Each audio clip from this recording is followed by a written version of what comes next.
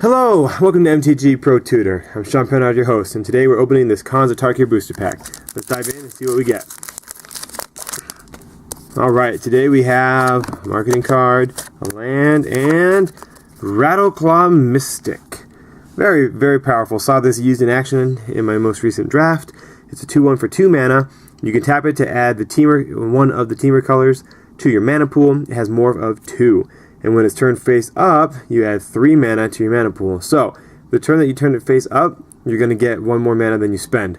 And then, on top of that, you get to tap it. So that's really nice, because turn 2, or rather turn 3, you can play it face down.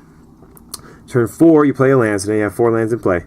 You use 2 of them to flip him up. It's going to give you 2 mana. Then you can tap your other 2 mana. It gives you 3 mana. Then you can tap your other 2 mana, it gives you 5, plus the one that he taps to give you 6. So as early as turn 4, you can get 6 mana off of just this one card, assuming that you play a land every turn. Fantastic. Love this card. It's great for ramping. So if you're in green, you're gonna want this card. So I'm going to put this aside as my first pick out of this pack so far and see if anything tops it. Taigam Scheming does not top it. Terrible card. It lets you look at the top 5 cards of your library and put them back in any order, and then put some in the graveyard. But here's the thing: it does not draw you a card. And there are other cards that do a similar effect, and they draw you a card. So no thank you, Taigam Scheming.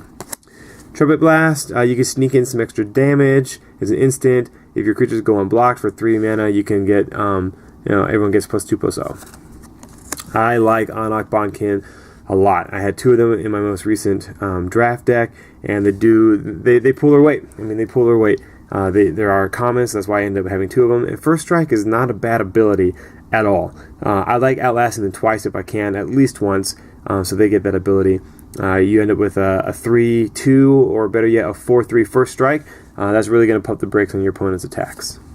Whirlwind Adept, hexproof. Once it's on the board, really it can only be dealt with through combat, and you have prowess there to kind of help it get through combat. Do keep in mind that it is fragile. I mean, 4/2, that 2 toughness can fall prey to, even an unmorphed creature, which is sad. Krumar Bonkin is a 5/3 with morph. For 5 mana, you can turn it face up, or you're going to hard cast it for 5 mana as well. Feed the Clans, not a fan. Cards that only give you life gain don't really pull their weight, so out. Lens of Clarity, also out. Doesn't do much for you. Just takes up space in your deck. You can live without the knowledge because there's more useful things that you could do. Shambling Attendants, very good pull. 3/5. It's good to have, even if you're not a Sultai deck, you can support 1 or 2 cards with Delve. This might be one I would consider, just because the 3/5 Death Touch is so hard to get through. I'm in favor of including this in my deck if I'm black. Jungle Hollow is the black-green refuge. I like that. Highland Game, a 2/1. A 2/1 that gains you 2 life when it dies. It costs 2 mana, so not too bad. Cranial Archive, haven't really seen a need for this yet in Limited. You can exile Cranial Archive, and target player shuffles his or her graveyard into his or her library and draw a card.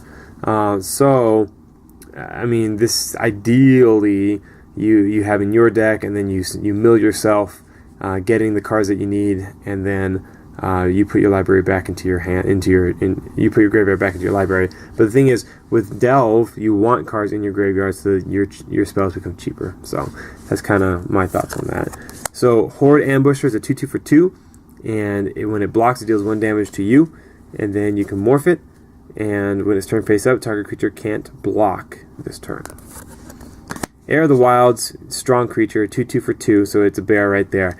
Then it has Death Touch, which is fantastic. And then if you have Ferocious, it gets +1/+1. So with Ferocious triggering it, you can have a 3/3 Death Touch. So if you have a way to permanently make this guy a 4/4, he's going to trigger himself, making it a 5/5 with Death Touch, and that's very nice. So I like Heir of the Wilds. But do I take it over Rattleclaw Mystic? I think it depends on what you're going for. They both have their uses. Rattleclaw Mystic, I think Rattleclaw Mystic is better because it goes into more decks, I guess. It helps you ramp, and ramp is good for anything. They both have the same converted mana cost. They're just kind of totally different takes on what you want to do with your deck. I will still go for the Rattleclaw Mystic first pick, just because the ability to play a 6-drop on turn 4 is really good.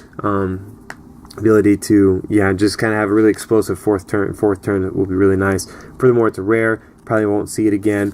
There's a possibility of getting another uncommon, Era of the Wild. So we're gonna go Radiclaw Mystic on this pack. So thanks for watching. Hope you are enjoying the new year so far. I'm Sean Pernod. Leave a comment below telling me what you think, and we'll see you in the next pack.